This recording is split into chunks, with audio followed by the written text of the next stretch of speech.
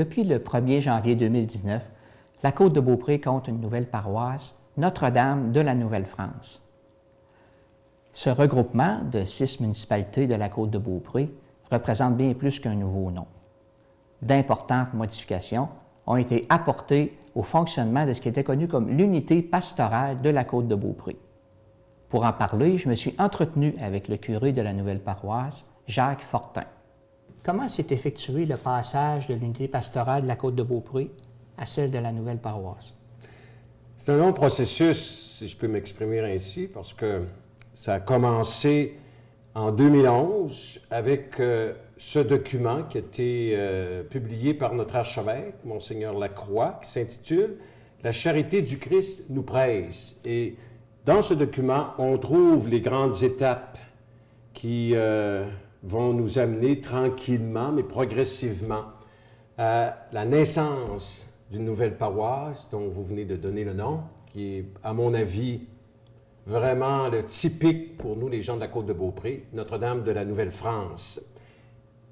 Ça a commencé en 2011, mais vraiment pour nous, de la Côte-de-Beaupré, on a mis le projet en marche en 2016, vers la fin de 2016. Et tranquillement, on a créé des comités pour nous aider, pour nous appuyer, afin d'avoir des bonnes balises pour en arriver à la création de cette nouvelle paroisse. Alors, ce comité-là s'appelait un comité de transition. C'était un comité de réflexion pour voir un peu nos 6 communautés de la Côte-de-Beaupré, faire un portrait de chacune de ces communautés-là, voir nos effectifs, tant au niveau pastoral, puis en même temps nos bénévoles, tous ceux qui s'engagent, avoir une bonne idée de chacune de ces communautés-là, faire ce portrait physique, mais en même temps spirituel.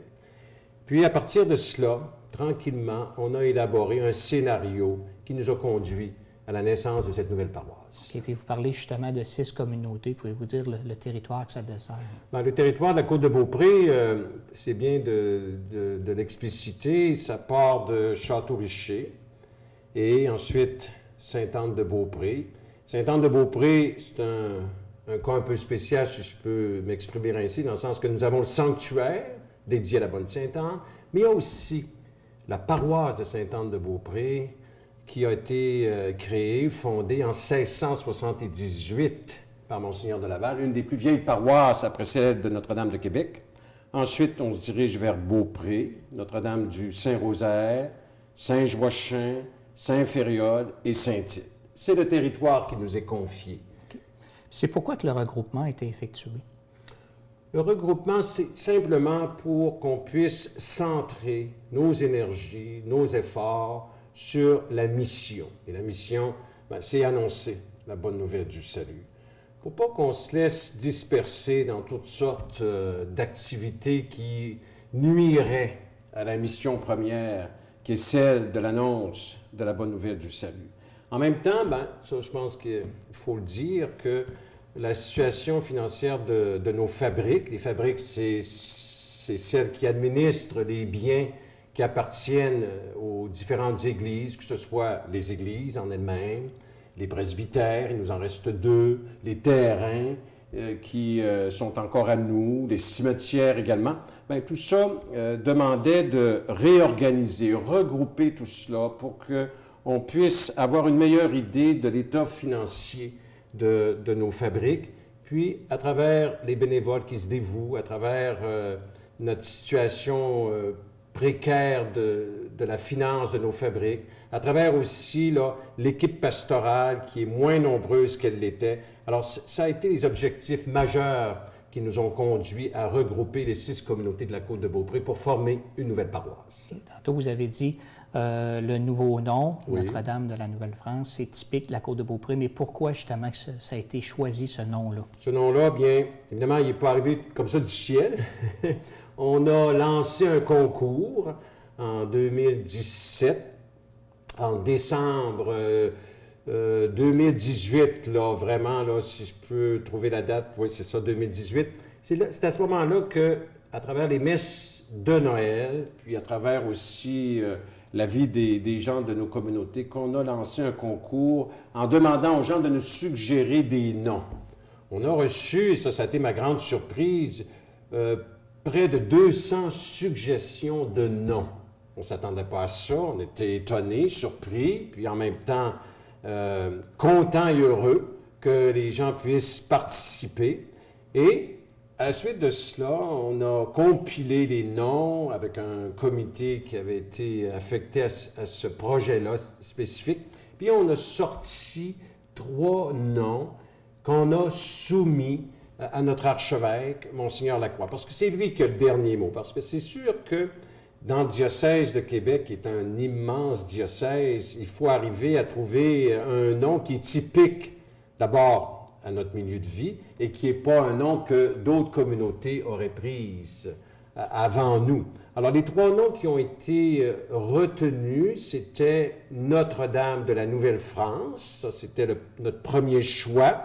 Pourquoi ce nom? Parce que c'est la route tracée par Monseigneur de Laval et jadis empruntée par les habitants de la côte pour leur commerce qu'ils faisaient vers Québec. Donc, ce nom-là nous plaisait beaucoup.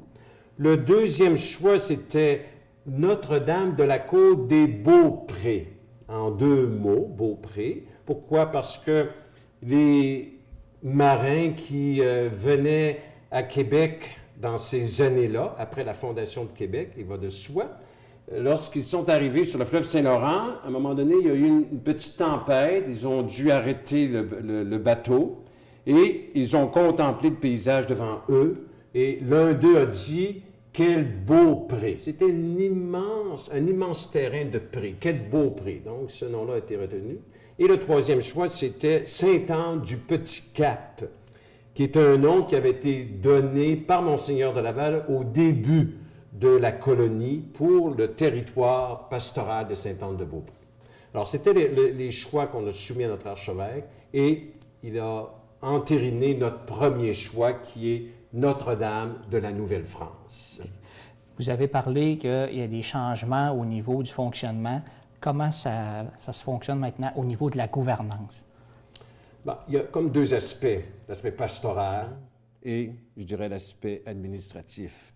L'aspect pastoral est confié à une équipe de prêtres. Nous sommes, grâce à Dieu, 3 prêtres, 2 à temps plein, le père Joseph, qui est originaire du Vietnam, et moi-même, et le père Jean-Claude, qui est considéré comme prêtre collaborateur, donc qui nous donne un coup de main pour notre ministère régulier, et ça, on l'apprécie énormément, on est très chanceux.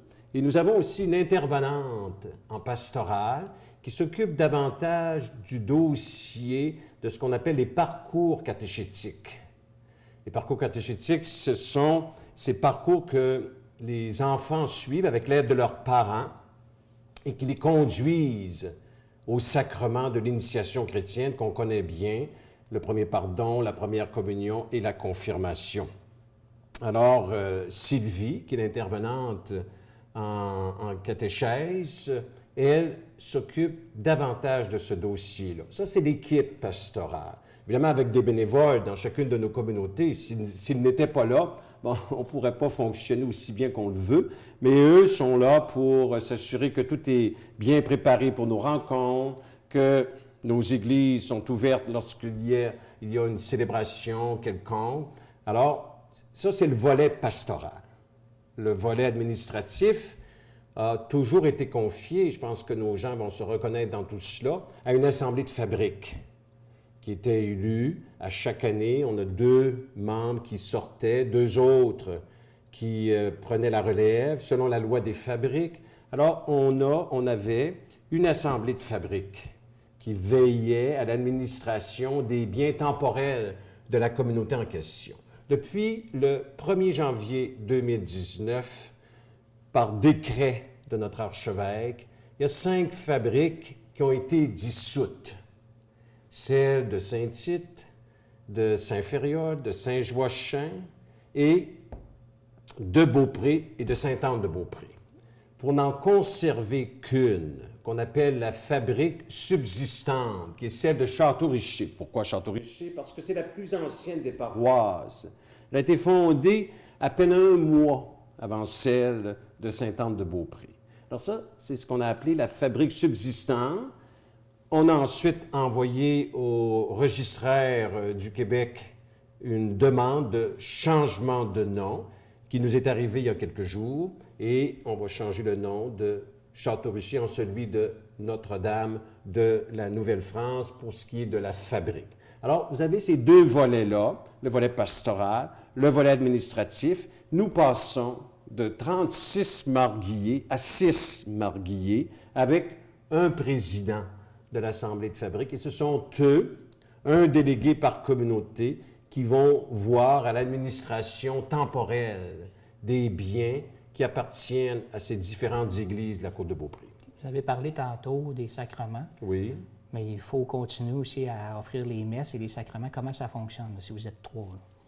Bon, pour l'instant, on est capable d'offrir des services pastoraux à tous nos gens.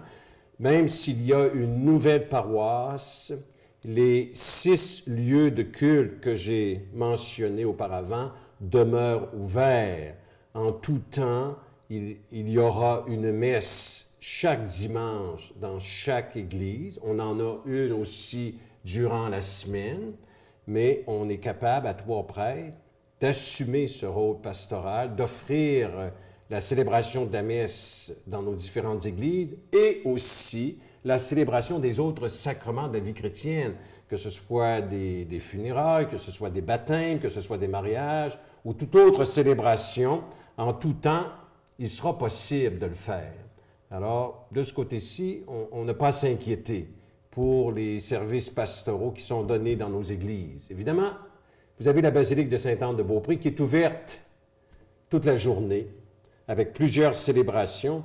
Nos gens sont choyés et chanceux parce que s'ils ne peuvent avoir une messe tel jour dans leur église, ils savent qu'ils peuvent aller à la basilique de Sainte-Anne et qu'il y aura toujours la possibilité de participer à l'un des offices qui sont offerts par les gardiens du sanctuaire. Donc, ce n'est pas dans les plans de fermer une des 6 églises existantes? Pas du tout, pas du tout, pas du tout. On continue comme c'est actuellement et on s'adapte aussi aux situations dans le sens que nos gens savent bien qu'il faut qu'on ne peut pas avoir des messes pour toutes les églises le dimanche. Donc, on en a 2 communautés qui l'ont le samedi et 4 qui l'ont le dimanche. Mais à chaque année, on change. On permet à d'autres églises qui étaient le dimanche d'aller au samedi, à celles qui étaient du samedi d'aller au dimanche. Alors, il y a une variété qui est bien respectée et que les gens appuient à 100%. Tantôt, vous avez parlé de pastoral. Oui. Vous avez élaboré un plan, un projet de pastoral pour les 3 prochaines années. Oui. Qu'en est-il? Ce projet pastoral-là, c'est un autre volet intéressant que tu apportes, Marc, parce que dans l'élaboration du regroupement des paroisses, voulu par ce document, La charité du Christ nous presse, c'est un texte de Saint Paul, c'est une phrase de Saint Paul. L'archevêque souhaitait donc une réorganisation pastorale avec une équipe pastorale qui s'occupe d'un ensemble de communautés, chez nous c'est 6, souhaitait une réorganisation de l'administration des fabriques, donc nous passons de 6 à une seule, comme je l'ai mentionné tantôt, mais souhaitait aussi un projet pastoral qui donnerait des grandes lignes pour les 3 prochaines années. Alors, on a encore ici constitué une équipe de gens de la Côte-de-Beaupré qui s'est penché sur le sujet, qui a réfléchi, qui a consulté et qui en est arrivé à présenter un projet qu'on a distribué lors d'une célébration eucharistique dans nos différentes communautés à la fin septembre 2018. Et ce projet-là a comme vision celle-ci que je te lis, « Ensemble, soyons disciples du Christ » pour proposer une Église vivante, active, accueillante, qui s'investit auprès de toute personne, plus particulièrement des parents et des enfants. Alors, c'est vraiment de proposer une Église qui va rejoindre les gens de notre milieu, mais d'une manière un peu plus spécifique auprès des jeunes familles et des enfants, afin de leur faire connaître nos valeurs chrétiennes qu'on a reçues, nous, de nos parents, qu'on transmet du mieux qu'on peut aux enfants qui s'inscrivent dans les parcours catéchétiques. Et on espère ainsi que nos traditions chrétiennes, qui sont riches et belles, vont demeurer vivantes dans le cœur de nos familles de chez nous.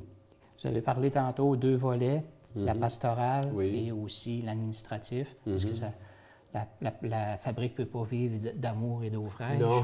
Et justement, les sources de financement de la fabrique, les principales, c'est quoi? Bien, ça, c'est sûr que c'est une préoccupation pour les marguilliers parce que chaque fois qu'ils se réunissent, ils analysent la situation financière de nos différentes églises, des presbytères. On n'en a que deux maintenant, celui de Beaupré, celui de Saint-Joachim, de nos cimetières également. Alors, les principales sources de revenus, c'est la capitation. Bon, la capitation, qu'est-ce que c'est? C'est un montant d'argent annuellement que les chrétiens, les catholiques versent à leur communauté pour leur permettre de payer les différentes factures qui concernent les bâtiments, là, le chauffage, l'électricité ou toute autre chose. On a aussi évidemment les quêtes, chaque dimanche. On fait souvent le cadeau à mon église à l'occasion de Noël, et ça, les gens sont très généreux. C'est leur cadeau qu'ils font pour Noël à leur communauté. Ensuite, vous avez, c'est sûr, les quêtes de funérailles, de mariage, les dons qui sont donnés par des membres de nos paroisses pour qu'on puisse subvenir à nos besoins. Mais c'est sûr que présentement, avec nos églises qui sont assez grandes, avec tout le parc immobilier que nous possédons, on fait du mieux qu'on peut pour maintenir tout ça et garder ça pour les générations qui s'en viennent. Et on espère les garder très, très, très longtemps. Et ça, c'est notre souhait le plus cher. Vous avez parlé aussi de regroupement, on a parlé de regroupement des paroisses, puis vous avez parlé de cimetières. Puis vous avez créé une compagnie pour regrouper les cimetières de la Côte-de-Beaupré. Pouvez-vous nous en parler? Bien, ça a été encore un projet qu'on a mis en marche en 2012. C'est le premier, ça, parce que c'est quand même de protéger le patrimoine de nos cimetières. Et sur la Côte-de-Beaupré, il y a 10 cimetières. Ça peut paraître beaucoup, mais par exemple, vous en avez 3 à Château-Richer, vous en avez 2 à Beaupré. Bon, puis quand on fait le calcul, il y en a 10 cimetières. On a une chapelle funéraire qui est à Sainte-Anne-de-Beaupré, qui est très belle. Puis on a 6 columbariums où on peut déposer des urnes avec cendres. Alors, c'était de sortir l'administration des cimetières des fabriques. C'était de séparer ces deux volets-là pour s'assurer de la pérennité de nos cimetières dans le futur. De sorte que si un jour une église venait à fermer, bien, les cimetières seront dans une compagnie protégée. Alors, on a commencé en 2012, puis c'est en mars 2017 que la Compagnie des cimetières de la Côte-des-Beaupré, en 2 mots, a été créée officiellement avec un conseil d'administration, avec 2 délégués de chaque communauté, et eux administrent l'ensemble de nos cimetières, chapelles funéraires, columbarium de la Côte-des-Beaupré. Et je peux vous dire que jusqu'ici, ça va très, très bien. C'est une nouvelle approche, une nouvelle méthode, mais qui va servir le mieux nos gens pour le futur et protéger aussi nos défunts, qui sont nos familles, nos parents, nos grands-parents, nos ancêtres, dans ces lieux saints et sacrés qui sont pour nous importants dans la vie de nos communautés. En conclusion, je vous demanderai comment est-ce que vous entrevoyez l'avenir des paroisses? Bien, je n'ai pas de réponse, mais je sens que nous sommes dans un passage. Nous sommes dans un nouveau mode d'Église qui est en train de naître, qui ne sera pas celui qu'on a connu, c'est certain, ou celui que nos parents ont connu, mais l'Église a toujours voulu s'adapter au monde du temps. Et présentement, pour l'ensemble du diocèse de Québec, comme pour nous, parce qu'on en fait partie de la Côte-de-Beaupré. Nous sommes dans un passage vers une nouvelle Église, une mission qui se veut davantage axée sur la personne, sur nos familles, nos enfants, parce que ça, il faut l'avouer, puis j'en suis conscient, qu'on n'a pas les grandes foules qu'on avait jadis dans nos églises. Alors, il faut trouver de nouvelles méthodes d'approche, de nouvelles méthodes pour rejoindre nos gens qui sont très ouverts. Et ça, je le vois à travers les catéchèses des enfants, à travers les parents qui présentent un enfant pour un baptême, à travers les couples qui veulent se marier à l'Église, à travers les célébrations qu'on préside un peu partout. Je vois une grande ouverture des gens, mais de manière différente, de manière à ce qu'ils puissent célébrer leur foi, mais peut-être pas comme on le fait nous. Et c'est là qu'il faut être à l'écoute, puis trouver ces façons, ces manières de présenter le message du Christ qui va permettre à chacun et chacune de témoigner de sa foi, puis de répandre la bonne odeur du Christ dans ces différents milieux de vie qui sont les leurs et qui sont aussi les nôtres.